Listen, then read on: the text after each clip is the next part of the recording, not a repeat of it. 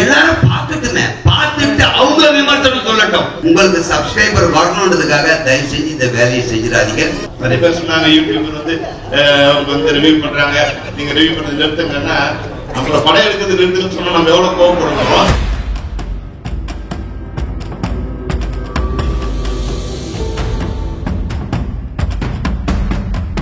படத்தை பார்த்துட்டு ஆளுக்கு ஒரு விமர்சனம் இருக்கும், வீட்டுக்குள்ள இருக்கிறவங்களும் பார்த்துட்டு சொல்லலாம். இந்த யூடியூபர்ஸ் தப்பா நினைச்சுக்கிறதுக்கு என்னடா இப்படி பேசுறேன்ட்டு, ஒருவேளை இது என்னுடைய ஆதங்கமா இருக்கலாம், இல்லை இது வழியா இருக்கலாம், அது இதனுடைய வெளிப்பாடு தான். நீங்க கொஞ்சம் நினைச்சு பார்த்தீங்கன்னா தெரியும். கல்யாணம் பண்ணிப்பார், வீட்டை கட்டிப்பார், படத்தை எடுத்துப்பார், ரிலீஸ் பண்ணிப்பார், அதை விட கஷ்டம். அது போல அப்ப இந்த படங்களை பத்தி தேவையில்லாம, அதாவது நீ விமர்சனம் பண்ணுங்க, நான் வேணாம் சொல்ல, ஆனா எல்லாரும் பார்க்கட்டுமே, பார்த்துட்டு அவங்க விமர்சனம் சொல்லட்டும். பொதுமக்கள் விமர்சனம் சொல்லட்டும், நாங்க ஏத்துக்கிறோம். ஏன்னா எல்லாருக்கும் ஒரு கருத்து இருக்கும். இந்த படம் பார்க்கும்போது இந்த படத்துல எனக்கு இது கரெக்டா இருந்தது, இது இல்லை, இது வேணும், இது நல்லா இல்லை, அவங்களுக்கு ஒரு விமர்சனம் இருக்கும். அது என்ன, நீங்க பார்த்துட்டு இந்த படத்துடைய முழு படத்தையும் நீங்க தான் ஏதோ எடுத்த மாதிரியும் இதுல தப்பு இருக்கா மாதிரியும் சொல்லும் போது, உங்களுடைய ஒரு நாள் வருமானத்திற்காக, உங்களுக்கு வியூஸ் வேணும்ன்றதுக்காக, உங்களுக்கு சப்ஸ்கிரைபர் வரணும்ன்றதுக்காக தயவு செஞ்சு இந்த வேலையை செஞ்சிடாதீங்க. ஏன்னா இந்த ஆடியோ லான்ச்லாம் வந்தா என்ன பேசுவோம், என்ன நம்ம பேச போறோம் நமக்குள்ளே தெரியுமா, கடற்கடன் பேசுறோம். யூடியூப்ல வர்றப்பதான் பக்கு பக்கம் இதையா நம்ம பேசணும், ஐயோ அப்படின்ட்டு கீழே கமெண்ட்ஸ்லாம் அப்படி அடிப்பாங்க. நிறைய பேர் சொன்னாங்க யூடியூபர் வந்து அவங்க வந்து ரிவ்யூ பண்றாங்க, நீங்க ரிவ்யூ பண்றது நிறுத்துங்கன்னா நம்மள படம் எடுக்கிறது நிறுத்துன்னு சொன்னா நம்ம எவ்வளவு கோவப்படுவோம். அதனால நீ யூடியூபரை பார்த்து நீங்க நல்லா எடுத்துன்னு சொன்னா கோவப்படுவாங்க. ஏன்னா அவங்க நல்லா எடுத்தா பார்க்கறதுலாம் கிடையாது. ஒரு படத்தை இது நல்லா இல்லைன்னு சொன்னாதான் பாக்குற ஆடியன்ஸ் சரியா இருக்கிறத தவிர அந்த அவங்க விமர்சனத்தை படம் பார்க்க வந்து தயாரா இருக்கிற விஷயம். யூடியூபர் வந்து படம் பார்த்து இது நல்லா இருக்கு, அது நல்லா இருக்கு வந்து பிரைஸ் பண்ணி பார்த்தாங்கன்னா அது யாரும் ஓபன் பண்ணவே மாட்டாங்க. அதனால அவங்களும் அவங்களுடைய வாழ்க்கையை பாதுகாத்து சில நேரங்கள்ல போட வேண்டியதா இருக்கு. ஆனா வந்து 24 மணி நேரம் கழிச்சு போட்டா ஒரு நாளாவது அந்த படம் வாடும். இது அந்த ஒரு நாள் நீங்க தள்ளி, ஒரு 2 நாள் தள்ளி, கோர்ட் வேற வந்து உங்களுக்கு வந்து எல்லா பவரும் கொடுத்துட்டாங்க, எல்லாத்தையும் ரிலீஸ் பண்ணி கொடுத்துட்டாங்க. எங்களெல்லாம் கூட விமர்சனம் பண்றாங்க, ஏன் உங்க படங்களை விமர்சனம் பண்ணக்கூடாது? விமர்சனம் பண்ணலாம். அதுல சில தனிப்பட்ட கேரக்டரை வந்து அவங்கள வந்து பாதிக்கிற மாதிரி எதையும் விமர்சனம் படம், இந்த படம் நல்லா இருக்கு, நல்லா இல்லை அப்படின்னு சொல்லலாம். நீ நல்லா அப்படி வந்திருக்க, நீ அப்படி பேசுற, அது வந்து அது பாக்குற ஆடியன்ஸுக்கு அது ஒரு இன்ட்ரெஸ்டிங்கா இருக்கு. ஆனா அவங்க அந்த பவுண்டரி லைனை தாண்டி தான் அதை விமர்சனம். பல விமர்சனம் வந்து நேர்மையா இருக்கு, நல்லா இருக்கு, நல்லா இருக்குன்னு சொல்றதுக்கு எல்லாருக்கும் உரிமை இருக்கு. ஆனா தனிப்பட்ட முறையில விமர்சனம் பண்றதுக்கு யாருக்கும் உரிமை தான் எங்களோட வேண்டும். அதனால தயவு செய்து அது மாதிரி நீங்க பாதிக்கிற மாதிரி இல்லாம நீங்க படங்களை வந்து நீங்க நல்லா எழுதுங்க, இல்ல உங்களுக்கு எது மாதிரி தோணுது அது மாதிரி எழுதுங்க. ஆனா தனிப்பட்ட முறையில விமர்சனம் பண்றது இருக்கு இல்லையா, அவங்க தனிப்பட்ட வாழ்க்கையோ இல்ல வந்து வேற எழுதலாம் பேசுறதையோ அதை கொண்டு வந்து லிங்க் பண்ணி அதுக்கு ஒரு ஸ்கிரீன் பிளே பண்ணி அது விமர்சனமே ஒரு திரைப்படமா மாற்றக்கூடிய தன்மையில இல்லாம இருக்குதுன்னா உங்க விமர்சனம் வந்து ஒரு நல்லதா இருக்கும். நீங்க கோதன் அண்ணா சூப்பரா சொன்னாரு. உண்மையிலேயே வந்து அதெல்லாம் ஒரு நடிகர்களா எல்லாருமே சின்ன சின்ன ஆர்டிஸ்ட் ஜூனியர் யாருக்கா தான் அந்த வலி இருக்கும். ஏன்னா அவ்வளவு கஷ்டப்படுற ஒரு படத்துக்காக ஒரு 10 நிமிஷம் அதுக்காக இவ்வளவு தூரம் நீங்க மெனக்கணும்னா, ஒரு படம் எடுக்கிறதுக்கு எவ்வளவு தூரம் மெனக்கணும். ஈஸியா ஒரே வார்த்தையில படம் நல்லா இல்ல, வேஸ்ட் அப்படின்ற வார்த்தை சொல்லிருக்கேன். இதுக்காக ஒரு லைட்மேன் ஆகட்டும், ஒரு ப்ரொடக்ஷன் ஆகட்டும், ஒரு தண்ணி எடுத்துட்டு ஓடியான் ஆகட்டும், அவங்க வீட்டில் அவங்க குழந்தைங்க சொல்லுவாங்க, இந்த படத்துல அப்பா ஒர்க் பண்ணியிருக்கேன், இந்த படத்துல நான் தான் லைட் போட்டேன் அப்படி அவ்வளோ பேர் ஒர்க் பண்ணி ஒரு 60 நாள் 7 நாள் எடுத்து எடிட்டிங் போய் அதெல்லாம் முடிச்சு ஒரு படத்தை தேட்டர்ல எடுத்துட்டு வர்றது வந்து அவ்வளோ பெரிய விஷயம். இதை ஈஸியா சொல்லிடுறீங்க படம் நல்லா. அண்ணா சொன்ன மாதிரி மக்கள் போய் பாருங்க. நீங்க நல்லா இல்ல, புகழ் நல்லா நடிக்கல அப்படின்னா கண்டிப்பா எல்லாருமே மாத்திக்கிறோம். ஈஸியா ஒரு சும்மா உங்களுக்கு வருமானம் வருதுன்றதுக்காக ஒரு யூடியூப்ல டக்குன்னு இது படம் நல்லா இல்லைன்னு சொன்னாங்க. ஏன்னா இது அத்தனை பேரோட உழைப்பு, அவ்வளவு கஷ்டப்பட்டு இருக்கும். ஒரு 10 நிமிஷம் கண்டென்ட் ஏதாவது எடுத்துங்க. 10 நிமிஷம் கண்டென்ட்டுக்கு எத்தனை ஆர்டிஸ்ட் வேணும் புக் பண்ணுங்க. லொகேஷன் பாருங்க, காஸ்டியூம் போடுங்க, மேக்கப் போடுங்க, ப்ராப்ஸ் கொண்டு வந்து வைங்க, ஷூட் பண்ணுங்க, எடிட் பண்ணுங்க, ஆர்ஆர் போடுங்க, அப்லோட் பண்ணுங்க, ஹேஷ்டேக் போடுங்க, டேக் போடுங்க, டிஸ்கிரிப்ஷன் வைங்க, லோட் பண்ண அப்புறம் தம்ப்லைன் வைங்க, அதுக்கப்புறம் போஸ்ட் பண்ணுங்க. யோசித்து பாருங்க, 10 நிமிஷம் கண்டென்ட்டே உங்களால எடுக்க முடியல. ஒரு படத்தை பார்த்துட்டு வந்து அரை மணி நேரத்துக்கு அந்த படம் இப்படி இருக்கா அப்படி இருக்குன்னு நீங்க வியூஸுக்கும் உங்களுக்கு பணம் வேணுன்றதுக்காக எங்களை பணையமா வைக்கிறீங்க. உங்களால முடிஞ்சா 10 நிமிஷம் படத்தை நீ எடுத்துட்டு அதுக்கு இருக்கிற கஷ்டத்தை பாருங்க. 10 நிமிஷம் எடுக்க போதும். 2 நாள் ஷூட்டிங் வரும் கிட்டத்தட்ட ஒழுங்கா எடுத்தா. இன்னைக்கு வந்து அவன் நாளைக்கு வர மாட்டாங்க, நாளைக்கு வந்து ஆனால் முடி வெட்டு வந்துருவான், ஷேவ் பண்ணிட்டு வந்துருவான், ஷர்ட்ல பட்டன் போட மாட்டான், இல்லை ஏதாவது ஒன்று இருக்க கண்டினியூட்டி கூட பார்க்க முடியாது 10 நிமிஷத்துக்கு. அடுத்த நாள் அதே மாதிரி எல்லாம் கிடைக்கிறது கஷ்டம். அடுத்த நாள் நம்ம நைட் எஃபெக்ட் வச்சிருக்கலாம், ஈவினிங் ஒருவேளை லைட் போயிடுச்சுனாலும் கஷ்டம், வந்துட்டாலும் கஷ்டம். அப்ப 10 நிமிஷம் கழுது எடுக்க நம்மளால இவ்வளவு கஷ்டப்படுறேன். இவ்வளவு கோடி ரூபாய் பணத்தை போட்டு இத்தனை ஆர்டிஸ்ட் டேட் வாங்கி அவங்கள கூப்பிட்டு இத்தனை டைம் 24 கிராஃப்ட் ஒண்ணு சேர்ந்து ஒரு சீன் எடுக்கிறதுக்காக லோல் பட்டு கஷ்டப்பட்டு முன்னேறிட மாட்டோமான்ற நம்பிக்கையோட நடிகர்களும் இன்னைக்கு ஒரு பொழுது போயிடாதான் டெக்னீஷியனும் வேலை செஞ்சுட்டு இருக்கிற எங்க வயிற்றுல அடிக்காதீங்க, தயவு செஞ்சு சொல்றேன். நினைச்சு பாருங்க, உண்மையிலே சொல்றேன். ஏன்னா நானும் யூடியூப் வச்சிட்டு இருக்கேன். ஒரு 10 நிமிஷம் 5 நிமிஷம் கண்டென்ட்டுக்கு ஒருத்தர் கேட்டா வரேன்னு சொல்லிட்டு வராம போயிடுவாங்க. அன்னைக்கு மீதி பேர் வந்தவங்க என்ன கேள்வி கேட்பாங்க, என்னங்க இன்னைக்கு இல்லைன்றீங்க, அவங்க வரலன்றதுக்காக. ஒரே ஒரு ஆள் வரலன்னா நாங்க இவ்வளவு வாங்கி கட்டிக்கிறோம். ஷூட் பண்ணும் போது ஒரே ஒரு லைட் கொஞ்சம் இருந்தா கிளார் வருது, வீடியோ பார்க்க மாட்டேன்றாங்க. அடுத்தடுத்த சீன் கொஞ்சம் லேக் ஆச்சுன்னா தள்ளிட்டு போயிடறான். 5 நிமிஷம் 10 நிமிஷம் வீடியோவுக்கே கஷ்டப்படுறேன்னு. அப்ப இந்த படங்களை பத்தி தேவையில்லாம, அதாவது நீ விமர்சனம் பண்ணுங்க, நான் வேணாம்னு சொல்ல, ஆனா எல்லாரும் பார்க்கட்டுமே, பார்த்துட்டு அவங்க விமர்சனம் சொல்லட்டும், பொதுமக்கள் விமர்சனம் சொல்லட்டும், நாங்க ஏத்துக்கிறோம். ஏன்னா எல்லாருக்கும் ஒரு கருத்து இருக்கும். இந்த படம் பார்க்கும்போது இந்த படத்துல எனக்கு இது கரெக்டா இருந்தது, இது இல்லை, இது வேணும், இது நல்லா இல்லை, அவங்களுக்கு ஒரு விமர்சனம் இருக்கும். அது என்ன நீங்க பார்த்துட்டு இந்த படத்துடைய முழு படத்தையும் நீங்க தான் ஏதோ எடுத்த மாதிரியும் இதுல தப்பு இருக்க மாதிரியும் சொல்லும் போது சத்தியமா அதுல பாதிக்கப்படுறது திரையுலகம் தான். தயவு செஞ்சு அதை புரிஞ்சுக்குங்க. உங்களுடைய ஒரு நாள் வருமானத்திற்காக, உங்களுக்கு வியூஸ் வேணும்ன்றதுக்காக, உங்களுக்கு சப்ஸ்கிரைபர் வரணும்ன்றதுக்காக தயவு செஞ்சு இந்த வேலையை செஞ்சிடாதீங்க.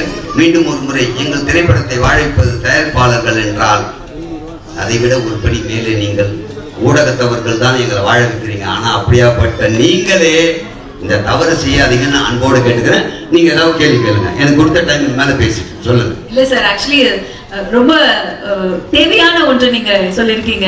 ஐ திங்க் படம் எல்லாம் தாண்டி அந்த படம் நிலை நிற்கிறதுக்கோ வெற்றி பெறுவதற்குமான முக்கியமான விஷயம் சொல்லிருக்கீங்க. தேங்க்யூ சோ மச் சார், ரொம்ப அழகா பேசுனீங்க.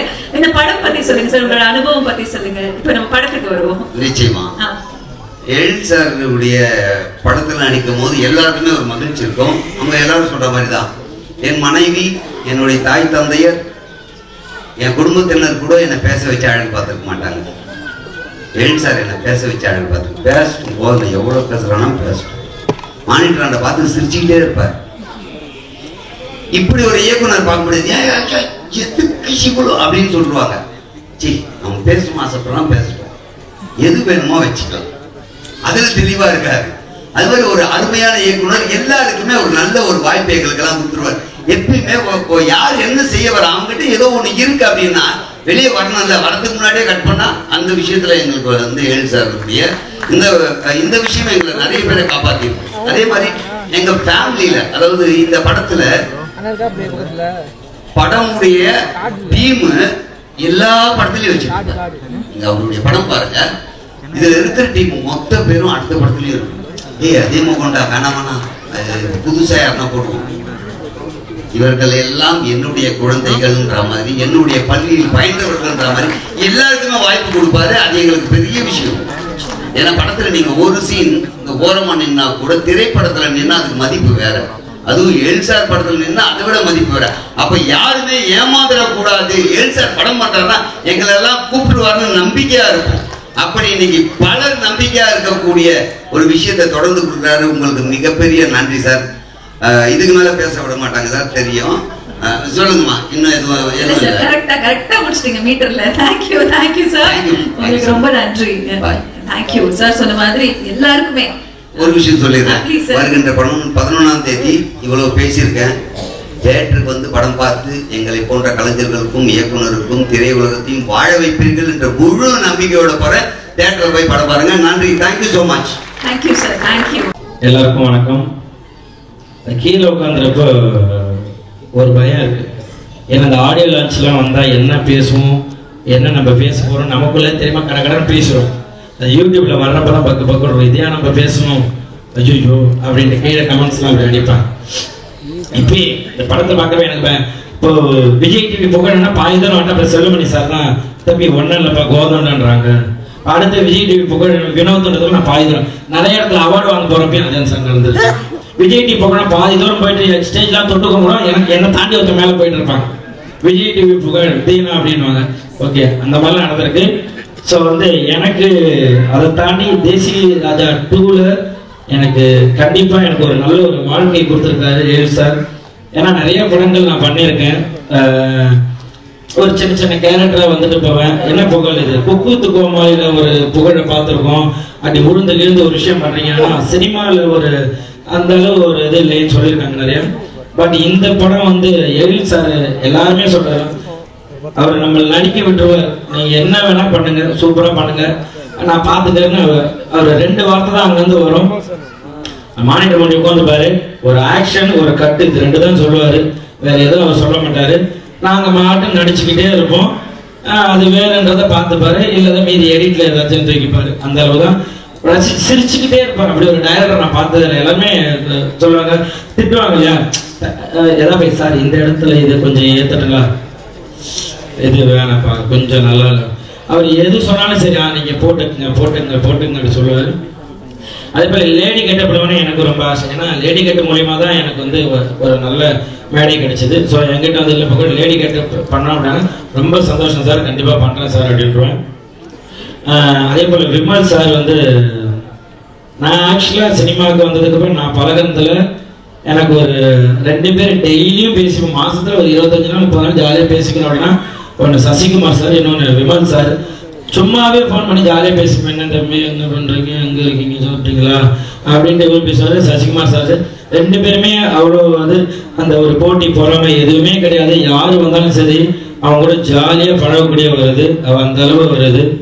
அவர் கூட பழகந்து ரோபோ மாமா ஜனா ப்ரொடியூசர் சார் அன்னைக்கு ஷூட்டிங்க்கு வந்திருந்தாரு. என்ன வந்துட்டு போறாரு, ப்ரொடியூசர் சாரே வந்துட்டு போறாரு, என்ன விஷயம் கேட்டாங்க. என்னைய ரவிமரியா சாரையும் பார்க்க வந்தாங்க. இல்ல டீசர் ஈவினிங் 6 மணிக்கு ரிலீஸ் ஆகுது, ஸோ அதான் சும்மா அப்படியே உங்களை பார்த்துட்டு சொல்லிட்டு போறேன். அப்படி ஒரு ப்ரொடியூசரை நான் பார்த்ததே கிடையாது. அங்கே ஒரு இடத்துக்கு முருகனான கூட்டு பார்த்து இந்த மாதிரி ஒவ்வொரு இடத்துலையும் பார்த்து எல்லாத்தையும் பேசி இந்த மாதிரி படம் ரிலீஸ் ஆகுது, சூப்பர், நீங்களாங்க சப்போர்ட் எல்லாமே இருக்கணும்னு சொல்லிட்டு ஒருத்தராக சின்ன ஒரு ஆர்டிஸ்டாக இருந்தால் கூட அதை சொல்லிட்டு போகிறது. Producer sir thank you so much sir. சொன்ன மாதிரி அந்த ப்ரொமோஷன்லாம் போயிட்டு இருந்தப்போ எல்லாருக்கும் சாப்பாடுலேருந்து எல்லாமே நீங்கள் எங்கே வேணால் சாப்பிடுங்க, அவங்க போட்டோம் காரை கொடுங்க இது பண்ணுறாங்க எல்லாம் அப்படி பார்த்துக்கிட்டீங்க. Thank you so much. அதாவது ரவி சார் சாம்சனு நான் சாம்சன்ஸ்லாம் ஸ்கிரிப்டை வாங்கிக்கிட்டே புகழ் நீங்கள் இந்த இடத்துல இதை போடுறீங்களான்னு ஸ்கிரிப்ட் ஒர்க் பண்ணிக்கிட்டே இருப்பார். அவர் என்ன ஒரு பேப்பர் கொடுத்தாலும் அந்த பேப்பர் 20 பேப்பர் ஆக்கி எழுதிக்கிட்டே இருப்பார். நம்ம புதுசாக வளர்ந்து ஒரு விஷயம் ஒரு சின்ன பையன் வரேன் எல்லாருமே கை கொடுத்து அவ்வளோ அழகாக இல்லை நீங்கள் இந்த கவுண்டர் போடுங்க நீங்கள் போடணும்னு எல்லாருமே வாங்கிட்டாங்க. ரொம்ப உங்ககிட்ட ஒர்க் பண்ணுறது எனக்கு ரொம்ப ஹாப்பி. தேங்க்யூ ஸோ மச் எழில் சார், உங்களை மறக்கவே மாட்டேன். ஏன்னா எல்லாருமே கேட்டுன்னு இருந்த ஒரு வார்த்தை, புகழ் நீங்க சினிமாவில் எப்போ காமெடி பண்ணுவீங்கன்னு நிறைய கேட்டுட்டே இருந்தாங்க. அது எல்லாருக்கும் பதிலாக இந்த தேசிய ராஜா 2 இருக்கும் நான் கண்டிப்பாக நம்புறேன். அப்படிதான் எல்லாம் ஒர்க் பண்ணியிருக்கோம் எல்லாருமே. இதில் ஒர்க் பண்ண எங்களுக்கு சொல்லிக் கொடுத்த அசோசியேட் டைரக்டர் அசிஸ்டன்ட் டைரக்டர். ஏன்னா ஒரு படம் வெளியில் வருது அப்படின்னா அதில் உழைக்கிறவங்க அவ்வளோ பேர். ஏன்னா நம்ம ஈஸியாக ஒரு நிழலுக்காக மரத்தை தேடி போவோம், ஆனால் அந்த மரம் வெயில நிற்கிறது யாருக்குமே தெரியாது. அந்த மாதிரி இதில் பின்னாடி ஒர்க் பண்ண அத்தனை பேருமே இந்த படம் ஜெயிக்கணும்ன்ட்டு எல்லாருமே ஒர்க் பண்ணுறது. இந்த படம் ஜெயிக்கணும், யாருமே அப்பா இந்த படம் இந்த படம் ஓடக்கூடாதுன்னு யாருமே நினைக்கப்படுறது. எல்லாருமே படம் ஓடணும், ஜெயிக்கணும், மக்கள்கிட்ட போய் சேரணும் அப்படின்னு உழைக்கிறது. கண்டிப்பாக இதில் நீங்கள் கோல்டன் அண்ணா சூப்பராக சொன்னார். உண்மையிலேயே அதெல்லாம் ஒரு நடிகர்களா எல்லாருமே சின்ன ஆர்டிஸ்ட் ஜூனியர் யாருக்காக இருந்தாலும் அந்த வலி இருக்கும். ஏன்னா அவ்வளோ கஷ்டப்படுற ஒரு படத்துக்காக ஒரு 10 நிமிஷம் அதுக்காக இவ்வளோ தூரம் நீங்கள் மெனக்கணும்னா ஒரு படம் எடுக்கிறதுக்கு எவ்வளோ தூரம் மெனக்கணும். ஈஸியா ஒரே வார்த்தையில படம் நல்லா இல்லை வேஸ்ட் அப்படின்ற வார்த்தை சொல்லியிருக்கேன். இதுக்காக ஒரு லைட்மேன் ஆகட்டும், ஒரு ப்ரொடக்ஷன் ஆகட்டும், ஒரு தண்ணி எடுத்துட்டு ஓடியான் ஆகட்டும், அவங்க வீட்டில் அவங்க குழந்தைகிட்ட சொல்லுவாங்க இந்த படத்தில் அப்பா ஒர்க் பண்ணியிருக்கேன், இந்த படத்தில் நான் தான் லைட் போட்டேன் அப்படின்னு அவ்வளோ பேர் ஒர்க் பண்ணி ஒரு 60 நாள் 7 நாள் எடுத்து எடிட்டிங் போய் அதெல்லாம் முடிச்சு ஒரு படத்தை தேட்டர்ல எடுத்துட்டு வர்றது வந்து அவ்வளவு பெரிய விஷயம். இதை ஈஸியா சொல்லிடுறீங்க, படம் நல்லா இல்லை. அண்ணா சொன்ன மாதிரி மக்கள் போய் பாருங்க. நீங்க நல்லா இல்லை, புகழ் நல்லா நடிக்கல அப்படின்னா கண்டிப்பா எல்லாருமே மாத்திக்கிறோம்.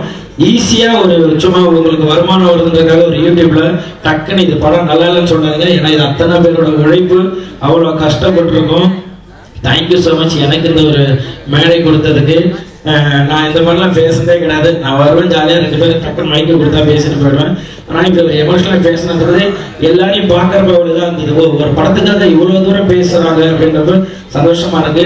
நீங்கள் எப்படி தேசிக ராஜா 1க்கு அவ்வளோ சப்போர்ட் பண்ணீங்களோ கண்டிப்பாக தேசிக ராஜா 2வும் சூப்பராக இருக்கும். எல்லாருமே அவ்வளோ அழகாக ஒர்க் பண்ணியிருக்காங்க. இந்த படம் வந்து கண்டிப்பாக மாபெரும் வெற்றியடையும். எங்கெல்லாம் வாழ்த்து வந்து எல்லாருக்குமே தேங்க்யூ ஸோ மச். மீடியா ஊடக நண்பர்கள் எல்லாருக்குமே தேங்க்யூ ஸோ மச். நீங்கள் தான் இந்த ஒரு நல்ல படைப்பை நாங்கள் படைச்சிருக்கோம். நீங்கள் அதை நல்லபடியாக மக்கள்கிட்ட எடுத்துகிட்டு போய் சேர்க்கணும். Thank you so much. Thank you sir. எங்களை வந்து வாழ்த்துறங்க செல்வமணி சார், உதய சார், எல்லாருக்குமே thank you so much. Love you. Thank you. Thank you. Through out the film நீங்க வந்து அந்த வாய்ஸ் மெயின்டைன் பண்ணி, அந்த கெட்டப் மெயின்டைன் பண்ணி ஒரு சூப்பரான ஒரு எஃபர்ட் கொடுத்துருக்கீங்க. டெஃபினெட்லி நீங்க நினைக்கிற மாதிரி ஒரு சூப்பர் சக்சஸ்ஃபுல்லாக மாறும். Wishing you all success. புகழ் ஆக்சுவலா இன்னைக்குமே அந்த வாய்ஸ் எடுக்கலாம் வந்தேன். நேற்று குக்கு துக்கமால காலைல 5 மணிக்கு தான் விட்டாங்க. அதனால எனக்கு இந்த புனந்தினி சார் வாய்ஸ் வந்துருச்சு. இல்லைன்னா நான் அழகா லேடிஸ் வாய்ஸ்லேயே பேசலாம்னு சார் வந்தேன். Thank you so much. Thank you. Success மீட்ல பேசுங்க. கண்டிப்பா பேசுறோம். அதுக்குள்ள வாய்ஸ் ரெடி பண்ணிடுறேன். Thank you so much. அடுத்ததாக இந்த அழகான விழாவிற்கு வருகை தந்திருக்கக்கூடிய தமிழ்நாடு இயக்குநர்கள் சங்க தலைவர் நம்மளுடைய ஆர் கே செல்வமணி சார் அவர்களை அன்புடன் மேடைக்கு அழைக்கிறோம். நம்ம